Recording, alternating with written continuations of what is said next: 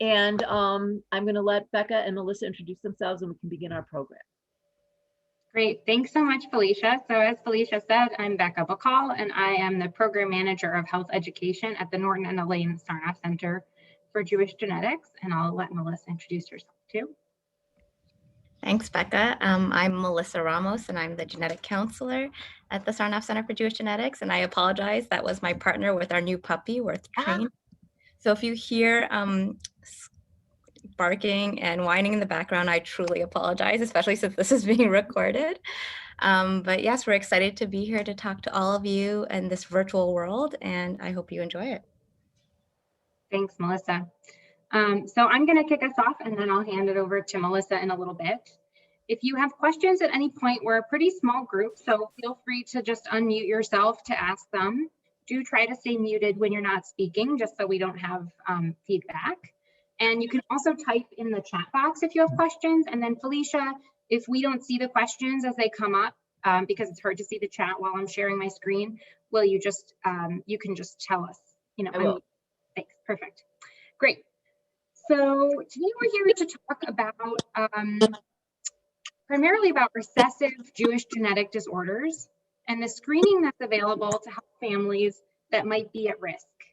And this includes families that only have some Jewish ancestry or couples with only one partner who has Jewish ancestry. So we'll talk about a few types of genetic testing that can come up around planning a pregnancy. And I know, you know, not everyone in our audience, maybe most of our audience is not at that stage of their life, but hopefully this is information that you can take back to your loved ones and should be really informative. Great. So I think we do have some background noise. Could we have folks, I'm just gonna start muting people. Felicia, I'm gonna mute you too, is that okay? Oh, I was just about to do that. Okay. Great. Oh, you bet. So a little bit about the Sarnoff Center, where Melissa and I are joining you from, although technically from our homes, but we work at the Sarnoff Center. The Sarnoff Center offers free educational resources on our website, jewishgenetics.org. And our mission is really to create a healthier, more informed community by educating individuals of Jewish descent, as well as healthcare providers and clergy about genetic disorders, hereditary cancers, and the importance of genetic screening and counseling. And so we do that through education. We have Melissa, our fabulous genetic counselor, on staff, who can help folks to identify resources and find referrals as appropriate. And we have a subsidized program for carrier screening, which is screening to learn about reproductive risk. And we will talk more about that. So genetic technologies are becoming increasingly common, no surprise. Each year, our access to genetic information and our ability to use that information for our health improves. So I don't know if we have access to the reactions buttons. I didn't check to see if we have them. But if folks are able to either physically raise your hand or use your reactions to raise your hand, I'm curious if you're willing to share if you have ever done genetic testing. No need to disclose any details, but I'm curious, like if you've ever had a genetic test, raise your hand. I see some hands raised. Not everybody. Okay, so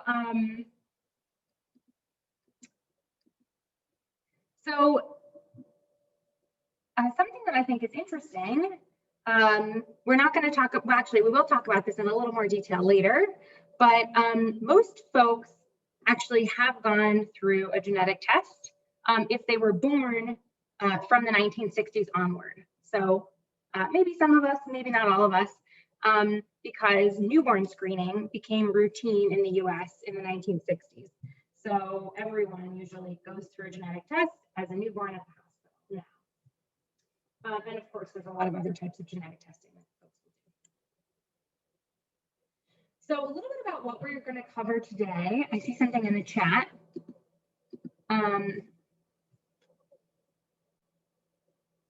Oh, great. Thanks so much, Felicia. And so today we are going to talk about, what is Jewish genetics? We'll discuss recessive genetic disorders and in specific carrier screening and some other genetic testing that can come up around family planning. And then we'll make sure to leave you with some information that you can use or concrete takeaways for your life. Now, people often feel that talking about these topics is scary because they don't think there's anything that they can do. But I want to emphasize that there are simple choices that you can make to learn about your risks and to protect your family's health. And to help other people learn about their risks as well. So first, let's consider what we mean when we say Jewish genetics.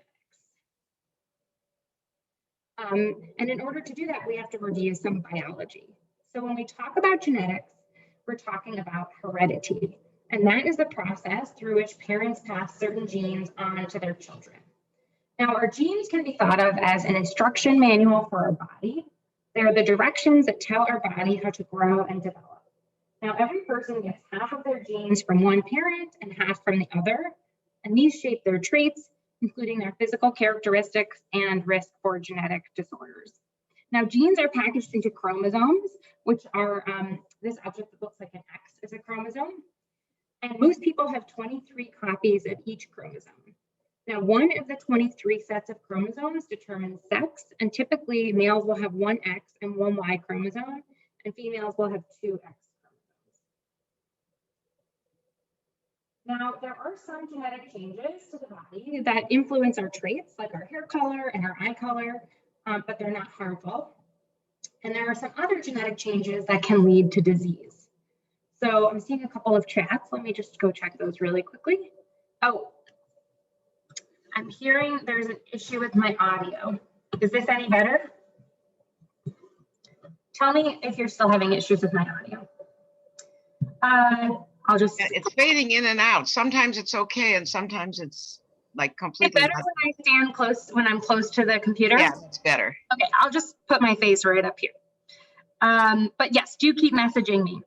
So there's some genetic changes in our body that will influence our traits, like hair color and eye color, but they're not harmful. And then there's others that will lead to disease. So as a reminder, we have two copies of each gene, and genetic disorders occur when specific genes are changed and they're not working. So when a change in just one copy of a gene pair causes a genetic condition, we call that condition dominant. And an example is hereditary breast and ovarian cancer. So we're not going to talk about that today, but we will talk about that the next time we come back in March. And when a condition only occurs if both copies of a gene pair are broken, then that condition is called recessive. And examples of recessive conditions include Tay-Sachs disease and cystic fibrosis. Now, a third type of genetic disorder called X-linked disorder, and X-linked disorder, is caused by a changed gene on the X chromosome. X-linked conditions mostly affect men, and an example of an X-linked disorder is Fragile X. So there are, of course, a lot of types of genetic disorders, but today we'll focus on recessive disorders, and we'll also touch on X-linked disorders in an example that we'll talk about later. So people often wonder why we call certain genetic disorders Jewish. And the reason is because they are more likely to occur in people of Jewish ancestry, because the changes that cause these disorders are more common in people of Jewish ancestry than they are in the general population, and sometimes up to 100 times more common. Now, different genetic disorders will affect Ashkenazi Jews than Sephardi or Mizrahi Jews, but all are at risk. And I know Na'amat is an organization that supports Israel, so I assume everybody knows the difference between Ashkenazi and Sephardi and Mizrahi, but ask me if you don't, and we will go over it. And but just because we call something a Jewish genetic disorder, that does not mean that only Jewish people can get it. Anyone can be a carrier of anything. So because of screening programs in the Jewish community, actually, we've seen sort of the opposite of what we expect, where there's actually more babies born with certain genetic disorders that are Jewish genetic disorders born to non-Jewish families than to Jewish families. So many of you are probably familiar with genetic screening programs in the Jewish community, and we will go over a little brief history of that later. But these have been really successful. So that's exciting that we know there's this higher risk that people of Jewish ancestry will get it, but then in practice, it happens less because of screening. Sometimes.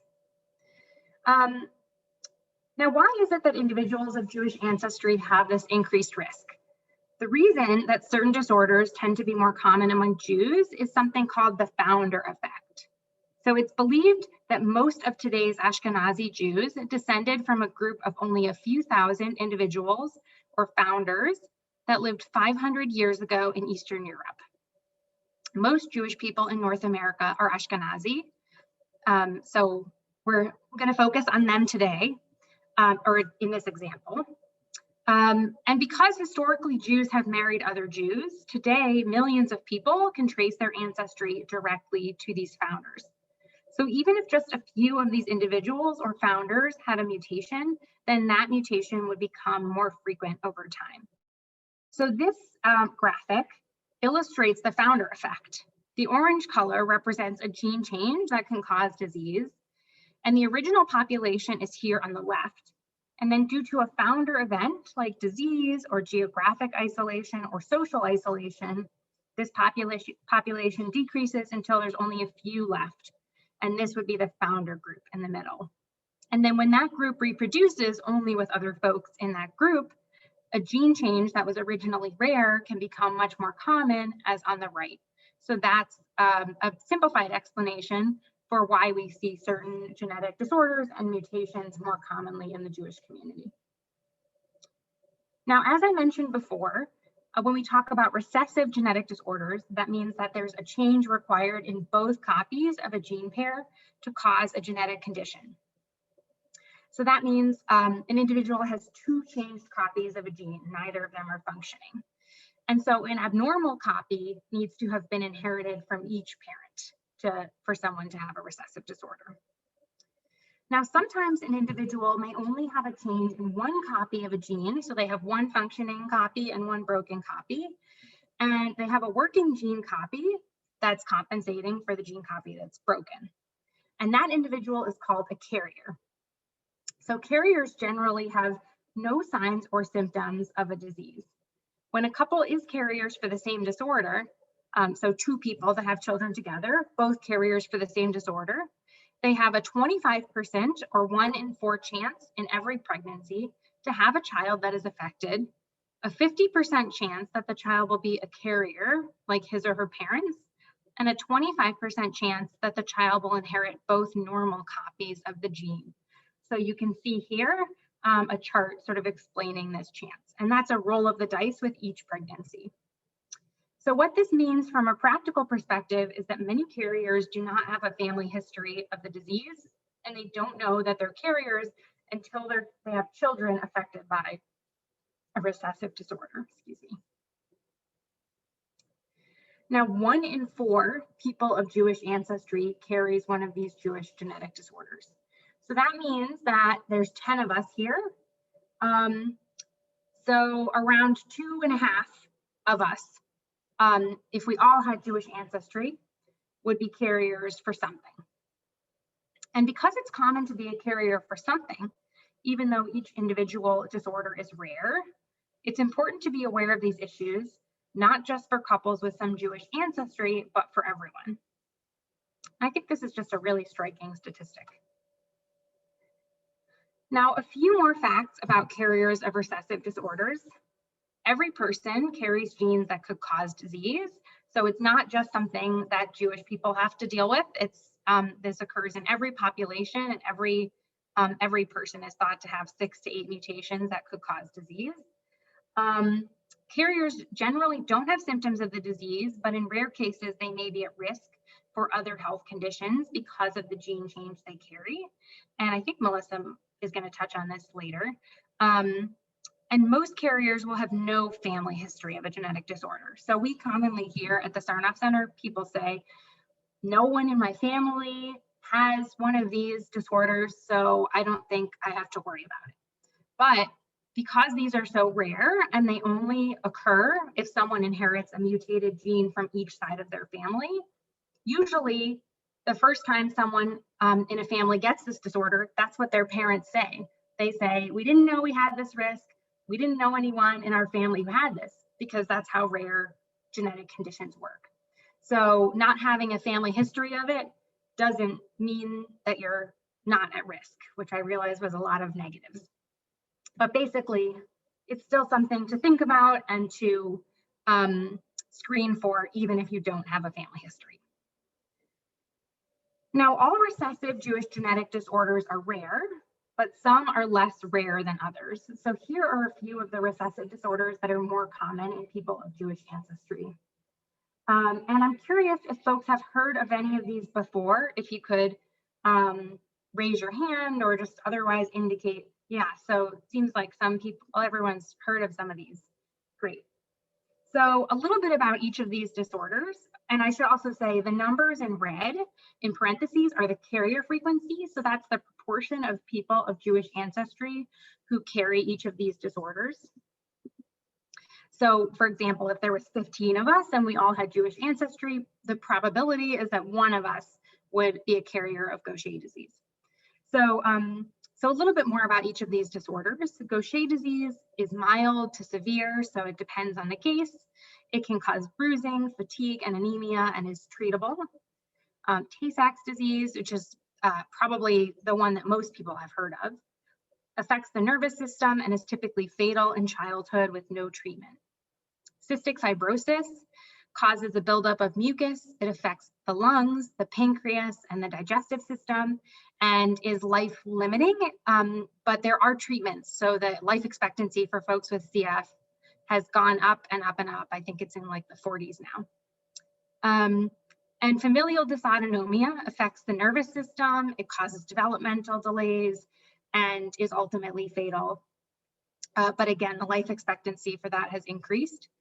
And Canavan disease affects the nervous system and is typically fatal in childhood with no treatment. So again, these are just a few examples, but there really is a range in terms of the symptoms of these disorders, when they first express themselves, and whether they're treatable. Now, there are also recessive disorders that are seen more commonly in other ethnic groups. So these are some examples of these disorders that we see. Some of them are more common in folks of Jewish ancestry and in folks of another ethnic group, like for example, Tay-Sachs disease is also common among folks of French Canadian ancestry. And then there's other conditions that affect individuals of all ethnicities equally. So this actually makes carrier screening important for everyone, not just people with Jewish ancestry. And now I'm going to hand it off to Melissa. So take it away. Thanks, Becca. So just picking up where she left off, we're focusing on these conditions that, like she said, as carriers, we don't have any symptoms. We're generally healthy, so it can hide from parent to child as it's passed on. And in genetics, that's not something we can control. You don't eat something to make you a carrier. You can't drink something to make it go away. But what we can do is try to see if we can understand our own risks, not just to find out if we're a carrier, but what that also means for our future children and for family planning. So that's what carrier screening, the type of genetic testing that we're really focusing on today, can do for us. And so what is it? Okay, carrier screening, like I said, is a genetic test. It identifies those who are at risk of having a child with a recessive genetic disorder. It's a type of test that we can do it not just on blood, but can also be a spit kit or a saliva kit. You may have heard of people doing testing that way, especially during the pandemic, where we're trying to minimize people's exposure by, instead of coming to the clinic, we can send kits to people's homes. And what it does is this information can tell us if there is that risk, that possible 25% risk that Becca mentioned for couples. Either they do this, before they're planning to get married, or I also talk to people who had just gotten married and they're in that next phase. So if you know any individuals like that, any family members, feel free to pass on that information. But this carrier screening can really help them provide that information, especially since, like Becca had said, oftentimes individuals in a family may say that things are completely fine. There's nothing that runs in our family, but again, this can hide, so it catches people off guard. What also is good about carrier screening is if you get a negative result, so that means you're not a carrier for any conditions on that panel, that dramatically reduces your risk to be a carrier for that condition or to have a child with that condition. It's important to know that carrier screening is not 100%. You know, there's still limitations in our technology as it continues to improve, and there's limitations to what we know about the different conditions. So you can never say that you have a 0% risk to be a carrier, but we can bring it down to much less than 1%. Sometimes it's 1 in 20,000 chance that you could still be a carrier even after a negative result. So that reassurance can also help couples feel good about taking that next step in planning for that family. And as you can see on the bottom, it said no family history usually. So again, we're offering this to everybody. And so what can you do with this information? Okay, let's say you find out that you are a carrier and your partner is a carrier of the same condition. So that would make you a carrier couple. And that means there is that 25% chance or 1 in 4 chance that your child could have that condition. And that's a true statement for every pregnancy. Okay, like Becca said, roll of the dice. And it's also good to know that even though you have that 1 in 4 chance, there's also a 3 in 4 chance that you can have a healthy child. So people tend to forget those numbers. And when you think about those figures, couples can take different ways on how to approach family planning from there. It really depends on each couple. It depends on their circumstances, their preferences, their values. And it really is a personal choice for maybe not just that individual or the couple, but for that family. So that's part of what genetic counselors do, and other healthcare providers who are part of that team are to help have that discussion with you. As you can see on the slide, these are some of the options that you would have to build your family. The first one you may have heard of before. It's kind of newer technology, and it's in vitro fertilization, so IVF, with pre-implantation genetic testing, or PGT. It's a mouthful, but basically what that means is that we can take embryos early on in the process, take a few cells out of those embryos and test them for that exact recessive condition that we know is running in the family, where we know there's a risk. And then you take the embryos that would not have the condition and implant those in order to have a pregnancy. So that's already dramatically reducing the risk even before a person starts that pregnancy. There's also the option of prenatal testing if you decide to conceive naturally. So there are couples who understand that 1 in 4 risk and go to get pregnant. And then during the pregnancy, there's invasive testing that can help test the cells from the pregnancy in order to see if the child would be infected. Some of you may be familiar of some of these terms called the CVS, the chorionic villus sampling, and the amniocentesis, or amnio. I think that one is still the oldest, and to be honest, it's still the most accurate type of testing for genetic conditions in pregnancy. But these procedures, as you may be familiar, have a slight risk involved, a risk of miscarriage, because we are going to try to collect cells from either the placenta or the amniotic fluid, which has the baby's skin cells. But in both of those procedures, we can get that, culture them in the lab, and look for those exact changes or non-working copies that can be passed on from a parent to a child, and see if a child would have that condition. There's sperm or egg donation. So dramatically reducing the risk of having a child with a recessive condition if we're using someone's donation who is not a carrier of that same condition. There's adoption, of course, and then there's accepting the risk, which a lot of people tend to forget about. What you can do is you can still conceive naturally. You don't have to do testing in pregnancy, and you can wait until the child is born, when there's a blood test that we can do to see if the child would be affected or not. So there's many different options that a couple can choose to grow their family.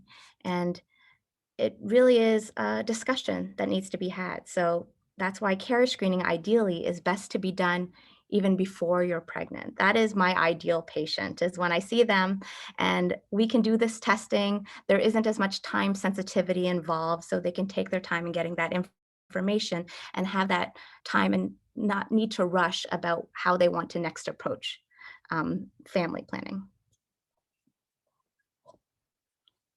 And so here we have a video of a couple who were very kind enough and generous enough to share their story of their process from carrier screening to having a family. And I'll mute myself so that hopefully it works, Becca.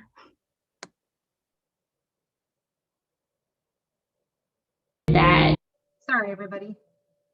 we did premarital counseling with our rabbi, and he suggested that we do genetic screening because there is a greater risk of people of Ashkenazi Jewish descent, specifically, of having a child with a genetic disorder. When I learned that I was a carrier for Fragile X, it was pretty scary. I had never really been that familiar with the disorder before, and it was just kind of marked So sorry. as one of the ones on the results page that had a high, kind of a high risk outcome for a child that was born with the disorder. Kind of immediately, we knew that we were going to do what we could to make sure that we didn't A, have a child that had Fragile X, or B, be a carrier themselves. So we kind of jumped right into figuring out how IVF with PGD, which once we started hearing what the options were, we pretty immediately realized that that was what was going to be the best for our family. With our second child, when we found out it was a boy, we sought genetic counseling, which was a much better route to take than Googling for answers and trying to figure out what all of these different mutations could possibly mean. A genetic counselor really helped us focus in on what our potential issues could be and how to handle it and what our options were from there. We had the opportunity to make an informed decision, discussing the percentages of our child being a carrier or actually expressing this disease. And Melissa and I talked about it, and we thought it was best to go ahead with amniocentesis. I think resources like the Sarnoff Center are really useful for anyone who doesn't understand anything about genetics, which is probably 99% of us. We learned a lot through the process, and it made something that was pretty terrifying a lot less scary. I have to say it was a scary time. It really was a scary time. We didn't think it would go this way. We thought you get married, you have pregnant, you have kids, and everything turns out A-okay. But we were fortunate enough to have our genetic testing and realize that we're at risk for some premutations. Modern resources in modern medicine are so much more than most people even realize, including what we realized. And take advantage of it and do everything you can to have a healthy child and have a healthy life. We're so lucky. Yeah, we're lucky. We're blessed. We were blessed. Mm-hmm. And yeah, we have two wonderful, beautiful children. I wouldn't want it any other way. No. Nope. I love you. Love you.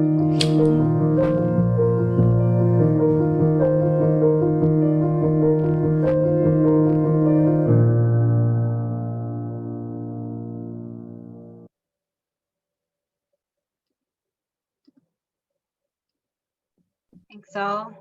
I'm just gonna try to advance to the next slide. Sometimes it can be a little fussy.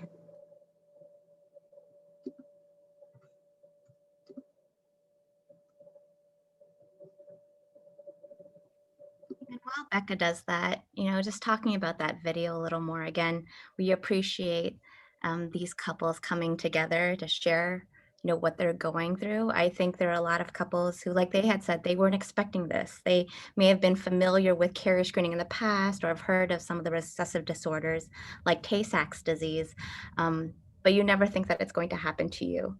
So I like that you get to see both couples even have the same condition or the same risk for the condition and take different routes of how to approach it. One took the IVF route with testing the embryo through PGT, and then the other couple decided to conceive naturally and do diagnostic testing or prenatal testing on amniocentesis.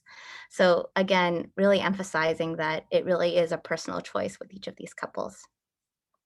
And we wanted to take a break from carrier screening. We'll definitely come back to it. But again, the title of this talk is Not Your Mother's Pregnancy. So we wanted to bring up a couple of other updates that may have changed since people have less really thought about pregnancy in this family planning stage. And so first, touching on, a couple of the options that I've already brought up. So when we're thinking of testing in pregnancy, I've mentioned the CVS and the amniocentesis. So the procedures that are more of a yes or no answer when it comes to testing for genetic conditions. And really, it's not just for conditions that are recessive that we've been focusing on, but it can also be for conditions that aren't usually passed on in a family, but they can just happen by chance. And what I'm really talking about are chromosome abnormalities, where you can have extra or missing genetic information. And this information or these types of chromosomal errors can just happen by chance. One example that most people have heard of before is Down syndrome. Down syndrome is caused by a third or extra copy of chromosome 20, when typically you have 2 copies of chromosome 21, one from either parent. And so doing diagnostic testing would be a way to test during pregnancy to see if a baby would have the condition. There's also some newer testing. It's a blood test called NIPT, also known as non-invasive prenatal testing. This blood test has been around, I would say, about just over 10 years clinically now. And what it does is it looks at DNA from the pregnancy that's floating in mom's bloodstream naturally during pregnancy. About 10% of your DNA during pregnancy is coming from the baby and from the placenta. And so you can use that fragmented or pieces of DNA that you can see in that blood draw, and you can see if there's a high or low risk for these chromosomal conditions that I'm talking about, like Down syndrome. It's crazy now that you're able to do that. As someone who is a science nerd, that was a big change in prenatal genetics, because instead of having to go straight to diagnostic testing, which people have had to do in the past, or just rely on ultrasound, which is also still a screening tool, they can now do this type of blood test as early as 9 weeks of pregnancy and get an up to 99% detection for these types of conditions that aren't usually passed on in a family. In terms of research that's happening too, when we're talking about these type of recessive conditions on carrier screening, there is more work being done about using NIPT for those types of conditions as well. So we'll see how it keeps moving in the next 10, 15, 20 years, but all I can say is genetics continues to move forward. And you can see here from the prenatal testing, oh, sorry, Becca. I'm a big talker. But you can see here testing, these recommendations when we talk about the different testing options really depends on different factors. It depends on mom's age, it can depend on the family history. Sometimes there is something there that can tell us that maybe we should consider going this route for testing, as well as other factors. And just like it is for carrier screening, what we're trying to do is provide as much information as we can for families so they can understand the genetic risks that are involved and if there's any type of considerations that they need for when the baby is born, or maybe even when it comes to changing the course of the pregnancy, like termination. And so prenatal testing is available. It's becoming more routine to talk to a genetic counselor or your healthcare provider about these options very early on. And that also includes carrier screening. If we missed you before you were pregnant, we're still going to ask you again and talk to you about it again while you're pregnant. And then focusing on another type of testing that Becca had mentioned at the beginning of our talk, that everyone who was born after the 60s had newborn screening, had a type of genetic testing where shortly after they were born, they got a little heel prick. And that little blood spot went on a card and was sent off to the state. And that individual is then screened for a number of genetic conditions that have an earlier onset, that are treatable, or where we know that the best outcome can be there or have the best quality of life for that individual if we can start that treatment very early. And so newborn screening continues to grow and grow. These conditions for the panel vary from state to state, but for example, here in Illinois, it's at about 60 conditions. And these are conditions where, again, oftentimes there is no family history. So it's another way to get information for couples that maybe weren't expecting this type of information, but ultimately it can be very helpful for that family. A good thing to know about newborn screening is right in the name. It's a screening test. It's not 100%. More often we'll get false positives where we get abnormal result. And that's because we don't want to miss any children who might actually have the condition.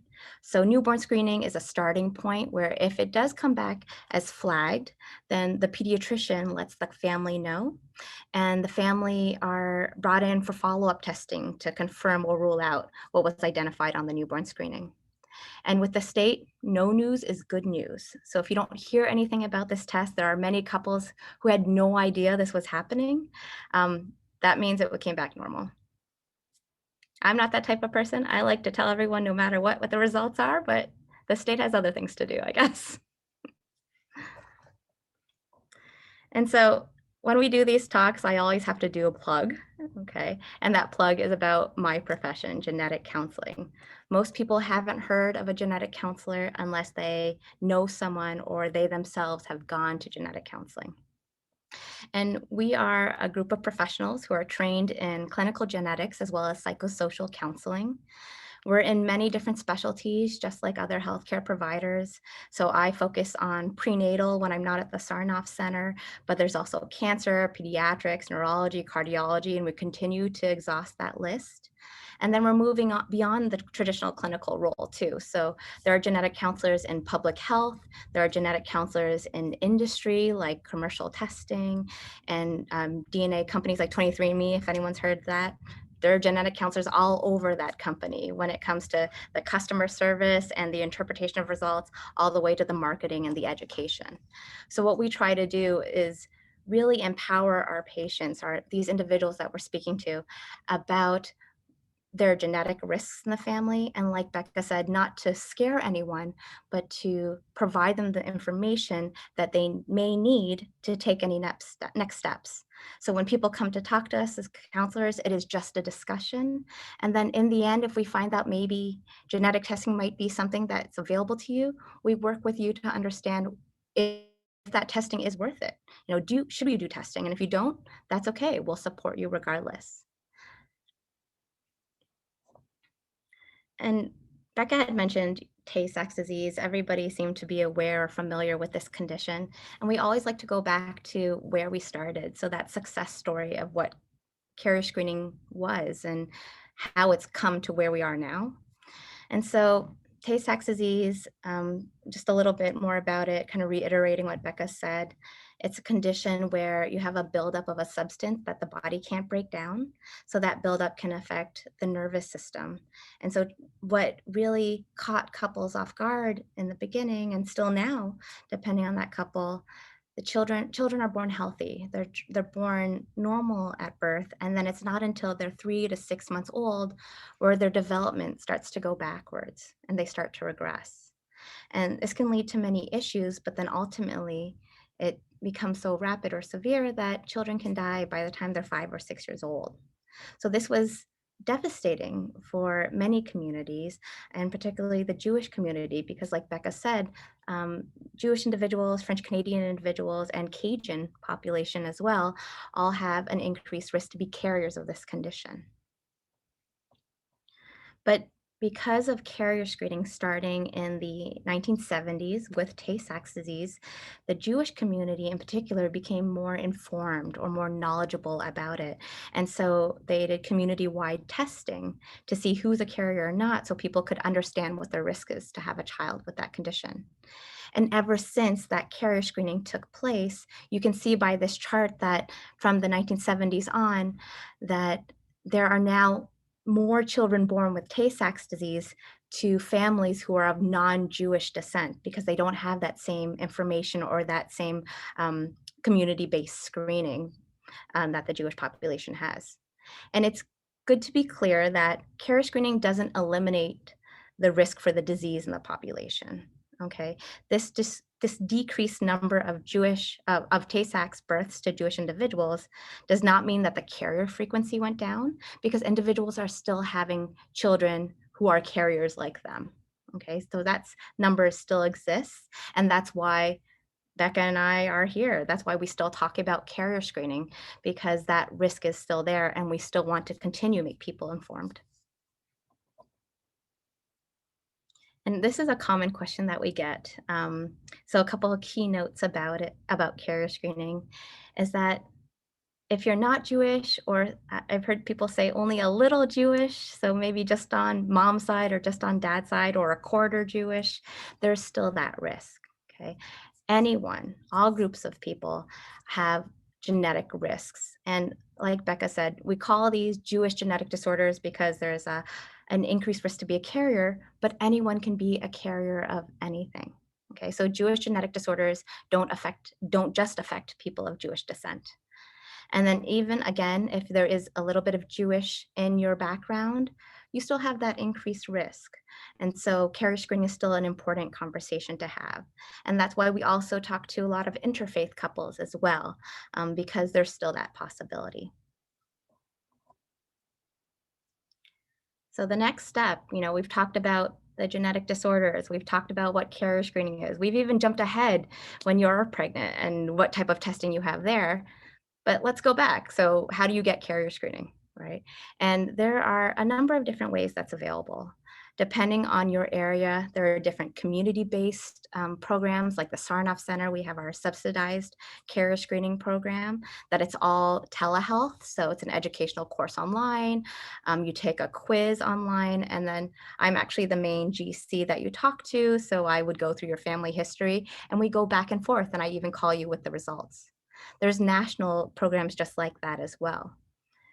Oftentimes people will do carrier screening through their primary care physician when they start talking about planning for a family, or their OBGYN. That's another great place. I think a lot of OBGYNs are doing this more routinely. So individuals may not meet with a genetic counselor until maybe the results are a little more complicated and they need to talk about it further. And then of course, a prenatal genetic counselor, that's on there too. So a genetics group that sometimes can be separate from your doctor's office, or sometimes they incorporate a genetic counselor into their team. So that's also a possibility. And you may have heard of a term too, if you're familiar with carrier screening. A new-ish term is expanded carrier screening. So in the past, some of you may even done it yourself, where when they offered you carrier screening, they've looked at maybe a few Jewish genetic disorders like cystic fibrosis, Tay-Sachs disease, and then maybe look at some blood disorders like sickle cell disease or thalassemia. But now these panels have gotten much bigger. So for example, the Sarnoff Center's panel has 271 conditions, and these panels continue to grow. And it really varies from lab to lab, but the big focus or significance of this expanded carrier screening is that we don't always know a person's background anymore. You can hear from people doing ancestry DNA testing that they're 5% this and 10% that, and they never knew that in their family. So expanded carrier screening is a way to pull that together with the idea that anyone can be a carrier of anything, and that expanded carrier screening panel can at least not only just focus on the conditions that we would offer you based on your ancestry, but other conditions as well. So expanded carrier screening really tries to encompass those Jewish genetic disorders too. And so more of a little summary slide that we have here. First, who should have carrier screening? We've talked about it, that no disorder is exclusive to the Jewish population. Anyone can be a carrier of anything. It's actually very common to be a carrier of at least one thing. And even if you have one partner who's Jewish and the other is not, carrier screening is still very important. When should couples have carrier screening? So I can't stop saying this, but always before pregnancy, that is the ideal time because it can be part of the family planning. But of course, it's always available. So we're looking at the parent's DNA. That doesn't change. So if individuals weren't offered this beforehand from their healthcare team or never heard of carrier screening before, when they are pregnant, that is a conversation that can be had again. And some people have called carrier screening the one and done test. So oftentimes carrier screening can be done maybe in your first pregnancy, and then you get pregnant in the next couple of years. That information is still very helpful.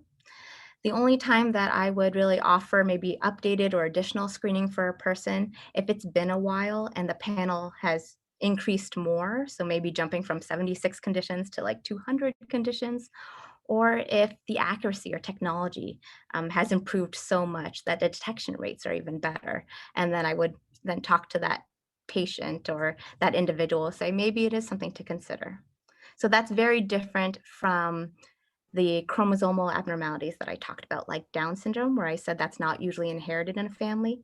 You may hear from individuals that in every pregnancy, they're offered some type of testing for Down syndrome, just because there's always a risk. And the other thing that I forgot to mention in the beginning too, is that carrier screening, we're not just learning about whether or not you're a carrier for certain conditions, but sometimes we may learn more about your health. So Becca alluded to this too, that most people don't have any symptoms, carriers are generally healthy. But now that we've been doing carrier screening more, we are learning that for some conditions, if you're a carrier, you don't have that condition, but does it increase your risk for certain cancers in the future? Or does it increase your risk for things like Parkinson's disease? So that would also be the conversation that I have, that in pre-counseling for sure, so people get a heads up of what they could expect. And then also in the back end, talking about, is there next steps? Should there be some other conversations with your other healthcare providers, or other screening that you should consider? And then lastly, where can someone go for carrier screening? We've talked about this in length. So primary healthcare providers, your OBGYN, genetic counselors, and of course, the community resources. They're popping up more and more, and we really try to make sure that the word is out there so people can take advantage of this. I think sometimes a big barrier for genetic testing is the cost, right? Is insurance covering it?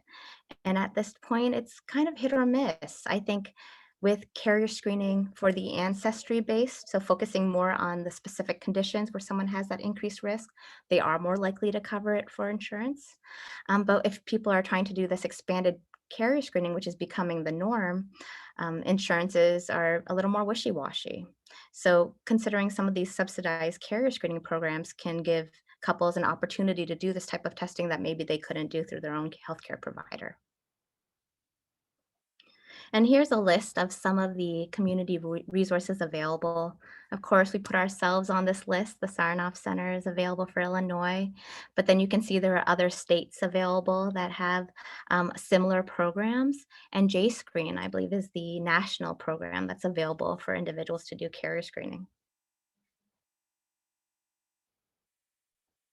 And so Becca and I just want to thank you again for having us here tonight, and also for joining us here tonight. I don't think many people love taking time out of their evenings to listen about genetics, especially in pregnancy. So we appreciate that. And we'll take any questions, or if you want to ask us any questions after the presentation, this is also our contact information. Well, thank you very, very much, Becca and Melissa. It was fascinating. And I actually have a couple of questions. I don't know about anyone else. So I'll hop in, and then you all know me, you know how much I like to talk. So feel free to interrupt me at any time. But here's one question that I was surprised at. Cystic fibrosis. I know a friend of mine from work, her sister had it. They were not Jewish. There's some famous country singer. She was okay, but her two brothers are passed away from it. And so you say that it's actually very common in the or relatively common in the Jewish community, and also French Canadians and Cajuns. Does that mean that they're going far enough back in, genetically, that there's ancestors that we share as communities?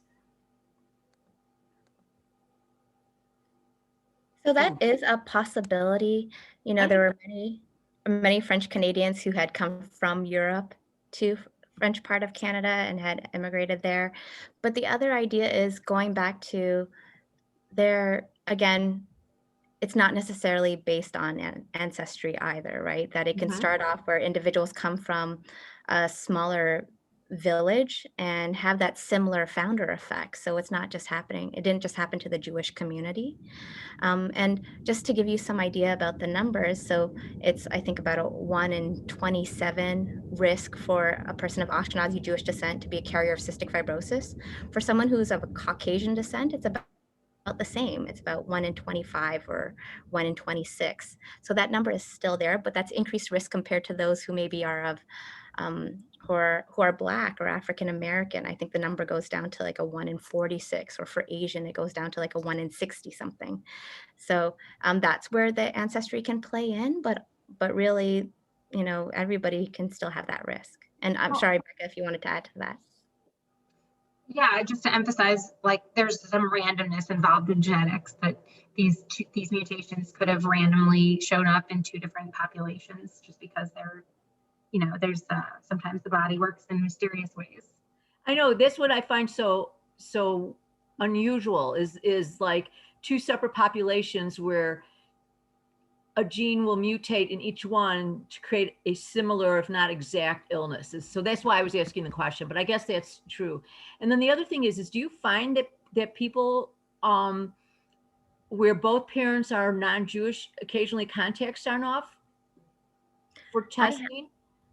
Oh, Becca, go ahead. No, you know the answer better than I do. I'm curious also. I was going to say we have had a few couples just because they've had a tough time in their area trying to find carrier screening, especially in some more rural areas where genetics isn't as often or routinely offered the way it is here. Like in Chicago, I feel like left and right, there's a genetics person somewhere. It's a pretty big community here.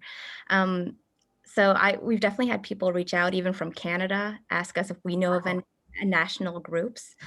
So it happens. And unfortunately, because our program is limited to Illinois, we go ahead and try to search on our own to provide other information. Or we have done this in the past where we provide the right questions to ask their healthcare provider so that maybe the healthcare provider would know who to refer to in their area. So really trying to open that up. And then also the National Society of Genetic Counselors, NSGC, they have their website, nsgc.org, where there's an option to find a genetic counselor in your area in the specialty that you want. So I'll often offer that resource too, if I'm not familiar, because it's a small community, but it's not that small anymore. So being able to provide that really helps. And I'm sorry, I saw one question in the chat from Lori. If one person is screened. It's my question. Oh, okay. And obviously, I'm not of childbearing age, but I have a grandson who has a long-term girlfriend, and probably when all this pandemic stuff is over, there might be a wedding.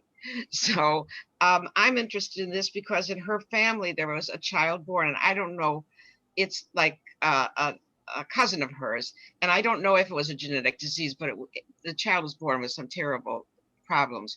My question is, if one person is tested, that's the question I put in there, and they're clear and they aren't carriers of anything, does the other person need to be tested? Because they're not going to match up, right? Good question. So oftentimes I will have patients who do this stepwise testing, like you're saying, where they'll start with the patient first, usually the female partner, just because we look at some additional conditions.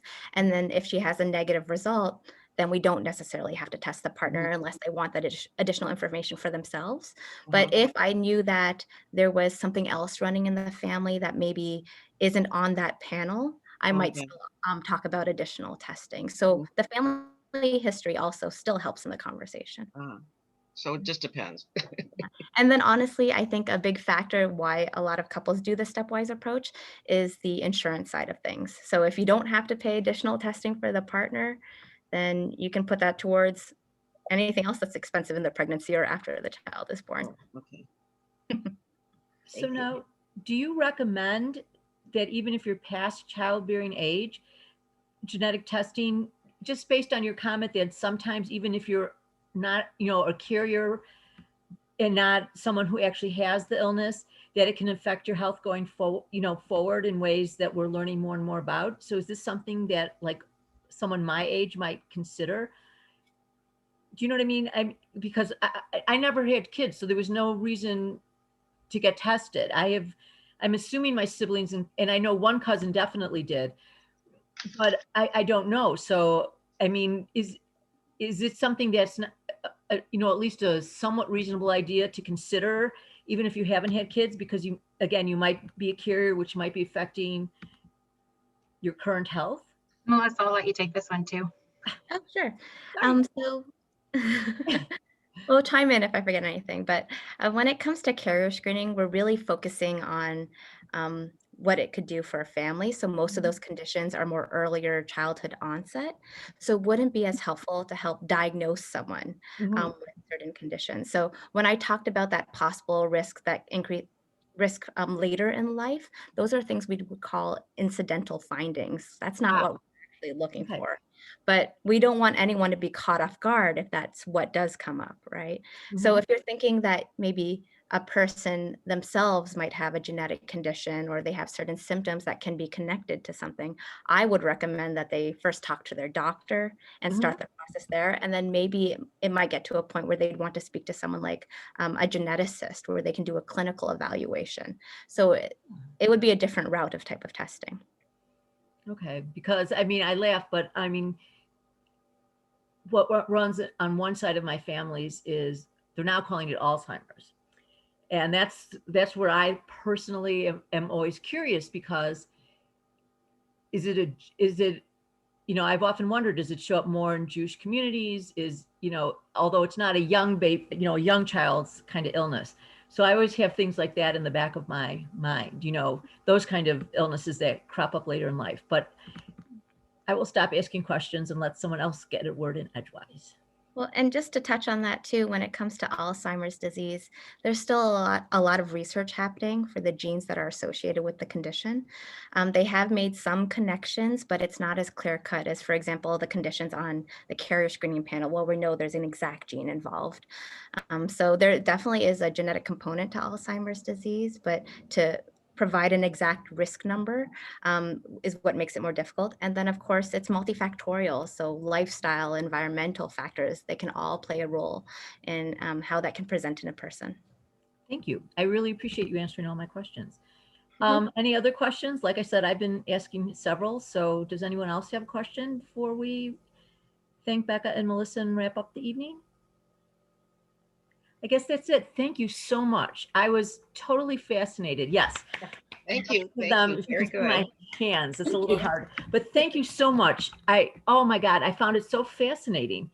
And I'm glad we recorded it. I'm hoping that some of the people that signed up and ultimately couldn't make it will be able to see it on YouTube at some point. Will But you suggest the YouTube link as well? yeah, well, we have a YouTube channel. I'm not the one who's doing it. All I know is that if I'm to record, I record to the cloud as opposed to my beloved little computer, which you may have noticed knocked me off for a minute. But yes, we have our own YouTube, and I'll send you the link as soon as the person who's responsible for posting, I'll send you both a link. Great, thank you. So that you can see it, or refer people to it and stuff. Because I mean, I think it was really brave, those two couples, to be willing to talk about it, because it's very personal, you know, and not everyone approves of these kind of your choices. Oh, I do have one question. I have one last question. Sorry about this, which is, are you finding, you know, like if when couples come for counseling and stuff, are you finding that you sometimes have to consult with them and their rabbis? You know, I mean, because some of the choices are kind of frightening, you know, and may not be approved on a religious level. So do you ever find that you end up talking with the rabbis and, you know, and stuff like that in the Jewish community? So we actually have a rabbi on our board, a conservative rabbi who, Aaron Melman, he's the rabbi of Beth Shalom. Okay. Yeah, in Northbrook, I think. Yes, yes. And he and his wife are both Tay-Sachs carriers. So I think all rabbis learn about this, but he especially has done a deep dive into the rabbinic literature on you know what's allowed halachically. And I will say most of the couples that work with the Sarnoff Center are not Orthodox. So I know that there's like some different thinking among Orthodox rabbis, but at least among conservative and Reform and Reconstructionist rabbis, the thinking is, you know, anything to save a life. And so that termination of pregnancy is acceptable in the case of a fatal disorder like Tay-Sachs, and that this prenatal testing is acceptable and IVF with PGT is acceptable. So I know that in the more liberal streams of Judaism that this is all considered permissible and in some cases encouraged for folks that have a risk of passing on a very severe fatal disorder. So thank you. I was curious about that. So thank you very much. And then again, a website that has more information if people are really curious. Sorry. So that's true. So just as a plug, Melissa and Becca will both be back on March 18th to talk about BRCA. So, and I actually attended that discussion when my synagogue had it, but I think it was only Becca that time, North Suburban Synagogue Bethel.